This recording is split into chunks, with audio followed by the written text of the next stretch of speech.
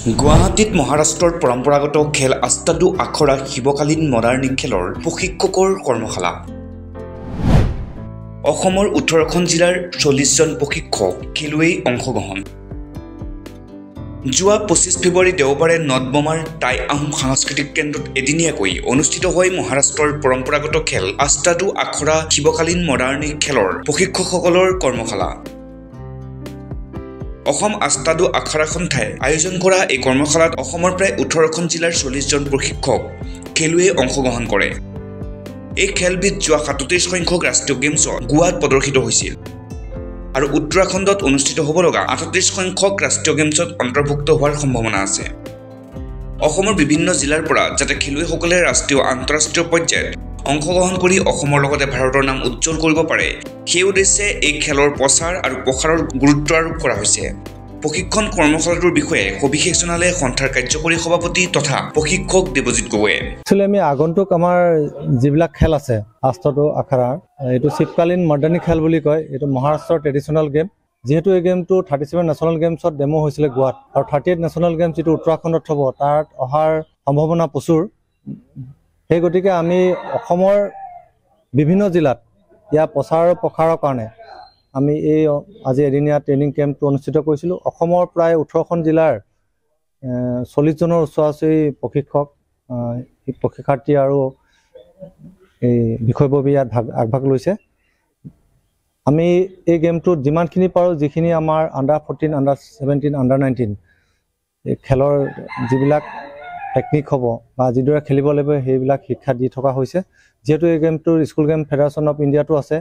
গভৰ্ণমেণ্টে আজিকালি গোটেই indigenous game যিবিলাক আছে ভাৰতবৰ্ষৰ সেই গেমবিলাকৰ ওপৰত ইমান ইম্পৰ্টেঞ্চ দিছে। গতিকে আমি সেই আশা আৰু উদ্দেশ্য লৈ আজি কেম্পটো কৰিছোঁ যাতে আমাৰ অসমৰ বিভিন্ন জিলাত থকা আমাৰ লুপ্ত প্ৰতিভা যিবিলাক ল'ৰা ছোৱালী আছে সেই ল'ৰা ছোৱালীবিলাক যাতে আমি আগন্তুক ৰাষ্ট্ৰীয় বা আন্তঃৰাষ্ট্ৰীয় পৰ্যায়ৰ খেলত আগবঢ়াই নিব পাৰোঁ তাৰে আশা কৰি এই অনুষ্ঠানটো অনুষ্ঠিত কৰিছোঁ। হয়, আমি নেক্সট গেম বুলি ক'লে আস্তাদু আখৰাৰ আমাৰ যিখন আগন্তুক নেশ্যনেল গেমছ আছে 38 নেশ্যনেল গেমছ তাৰ আগতে আমাৰ উত্তৰাখণ্ডত নেশ্যনেল চিলেকশ্যন হ'ব। মানে যদি আমাৰ আস্তাদু আখৰা নেশ্যনেল গেমছত আহি যায় তাৰ কাৰণে নেশ্যনেল টিম প্ৰিপেৰেশ্যন কৰিব লাগিব। তাৰ ওপৰত আমি বেছ কৰি এই প্ৰশিক্ষণটো কৰাইছোঁ। হয়, লগতে অসম আস্তাদু আখৰা সন্থাক এই কৰ্মশালা কৰিবলৈ টাই আহোম সাংস্কৃতিক কেন্দ্ৰই ঠাইখিনি দি সুবিধা কৰি দিয়াৰ বাবে ধন্যবাদ জনালে সন্থাৰ সম্পাদক বৰ্ণালী গগৈয়ে। আমাৰ এদিনীয়া যি কাৰ্যসূচী আমাৰ প্ৰায় 18খন জিলাৰ পৰা আমাৰ যি খেলুৱৈসকল আছে তেওঁলোকক ট্ৰেইনিং দিব পৰাকৈ যিসকল ট্ৰেইনাৰ আহিছে আৰু ডিষ্ট্ৰিক্ট হেড হিচাপে আহিছে গতিকে তেওঁলোকক আমি স্বাগতম জনাইছোঁ আৰু প্ৰত্যেকেই নিজৰ নিজৰ জিলাত গৈ চুকে কোণে যি আমাৰ খেলুৱৈসকল আছে তেওঁলোকক উলিয়াই আনক আৰু এই খেলৰ জৰিয়তে পৃথিৱীত নিজৰ অসমীয়াত্বটো পৰিচয় দিয়ক, ভাৰতীয়ত্বটো পৰিচয় দিয়ক। তাৰ উপৰিও আমি যি নেশ্যনেল গেমছ আহি আছে তাত এইটো খেলসমূহৰো প্ৰচুৰ সম্ভাৱনা আছে। তাৰ উপৰিও আছে আমাৰ এছিয়ান চেম্পিয়নশ্বিপ আছে থাইলেণ্ডত, ৱৰ্ল্ড চেম্পিয়নশ্বিপো আছে। গতিকে আমি ভাবিছোঁ লাহে লাহে এখোপ এখোপকৈ আমাৰ খেলুৱৈসকলক আমি এখোপ এখোপকৈ এনেকৈ উলিয়াই লৈ যাম আৰু ইণ্টাৰনেশ্যনেল লেভেলত আমি যাতে তেওঁলোকক এটা পৰিচয় দিয়াব পাৰোঁ এটা ভাৰতীয় খেল হিচাপে। গতিকে আমি খুবেই ভাল লাগিছে আজি। গতিকে সকলোকে মই স্বাগতমো জনাইছোঁ আৰু তেওঁলোকক অনুৰোধ জনাইছোঁ যাতে তেওঁলোকে নিজৰ নিজৰ জিলাত গৈ পেলানি খুব ভালদৰে তেওঁলোকে ট্ৰেইনিংটো দিয়ে। তাৰোপৰি আমাক আজি এই সুবিধাখন দিয়াৰ বাবে আমি টাই আহোম যি কালচাৰেল ছ'চাইটি আছে তেখেতলোকে আমাক এই সুবিধাখন দিলে যে ঠাইকণ দিলে। গতিকে আমি এই আপাহতে তেখেতলোককো অশেষ ধন্যবাদ জ্ঞাপন জনাইছোঁ। উক্ত কৰ্মশালাত প্ৰশিক্ষণ প্ৰদান কৰে ক্ৰমে সন্থাৰ কাৰ্যকৰী সভাপতি তথা প্ৰশিক্ষক দেৱজিৎ গগৈ, মানস প্ৰতিম কোঁৱৰ, প্ৰশান্ত কুমাৰ দাস, দেৱজিৎ দুৱৰী, শশাংক গগৈ আৰু জিষ্ণু বৰগোহাঁই। প্ৰশিক্ষণ প্ৰদান কৰি প্ৰশান্ত কুমাৰ দাসে ক'লে এইদৰে। হয়, মোৰ নাম হ'ল প্ৰশান্ত কুমাৰ দাস। মই গোলাঘাট ডিষ্ট্ৰিক্টৰ পৰা আহিছোঁ আৰু লগতে আমাৰ 6জন ষ্টুডেণ্ট আৰু প্ৰশিক্ষক মিলাই 6জন আহিছোঁ আমি গোলাঘাটৰ পৰা। আজি এই যি 1 ডে ট্ৰেইনিং কেম্প হৈছে আস্তাদু আখৰাৰ ইয়াত আপোনাৰ অসমৰ 18খন জিলাৰ পৰা মানে প্ৰশিক্ষকৰ লগত ষ্টুডেণ্ট আহিছে, ছিনিয়ৰ ষ্টুডেণ্টখিনি। আৰু আপোনালোকে গম পায় যে এই গেমখন হ'ল অৰিজিনেল হ'ল মহাৰাষ্ট্ৰৰ আৰু এই গেম যিটো লাষ্ট আমাৰ নেশ্যনেল গেমছ হৈছে গোৱাত তাত ডেমনষ্ট্ৰেশ্যন হৈ গ'ল আৰু আমি এটা আশা কৰিছোঁ যে এইবাৰ যি উত্তৰাখণ্ডত নেশ্যনেল গেমছ হ'ব 30th নেশ্যনেল গেমছ তাত অন্তৰ্ভুক্ত হোৱাৰ সম্ভাৱনা প্ৰচুৰ।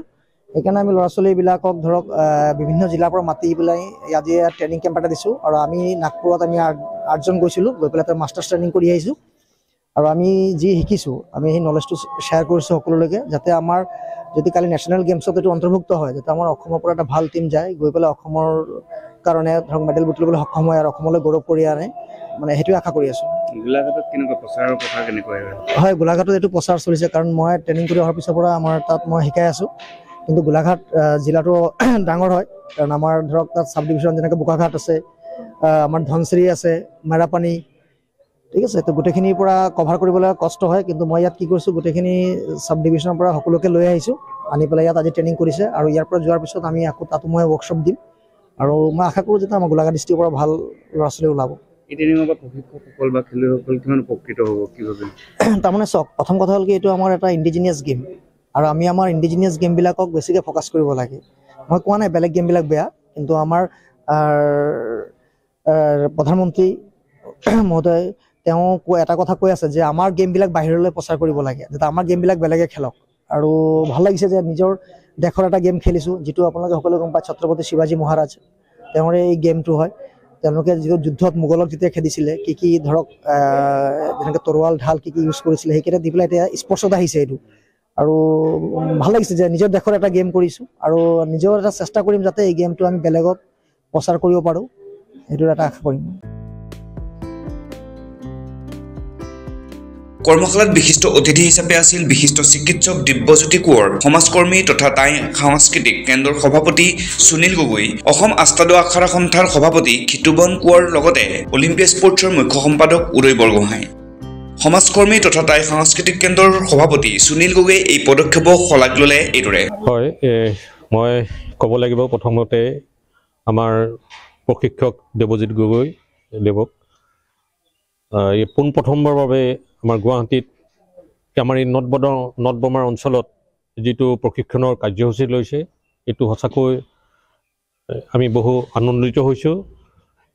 এই খেলসমূহ এই যুৱ সমাজৰ মাজত যিটো তেওঁৰ খেলুৱৈসুলভ মানসিকতা গঢ়ি তুলিব বিচাৰিছে, আৰু আমিও বিচাৰিছোঁ তেনেকুৱা এটা উঠি অহা নৱপ্ৰজন্মক এই খেলুৱৈসুলভ মনোভাৱেৰে যাতে তেওঁলোকক আগবঢ়াই আনিব পাৰে, এটা ভাল পৰিস্থিতিৰ সৃষ্টি কৰিব পাৰে। কাৰণ আমাৰ আজি বৰ্তমান সময়ত মানে যুৱ সমাজটো বহুত বিশৃংখল পৰিস্থিতিৰ সৃষ্টি কৰিছে, বেয়াৰ ফালে ঢাল খাইছে। গতিকে এনেকুৱা ধৰণৰ খেলসমূহে তেওঁলোকৰ মনত খেলুৱৈ মানসিকতাৰ সৃষ্টি কৰিব, ভৱিষ্যতে তেওঁলোকে আগবাঢ়ি যাবলৈ সক্ষম হ'ব বুলি ভাবিছোঁ।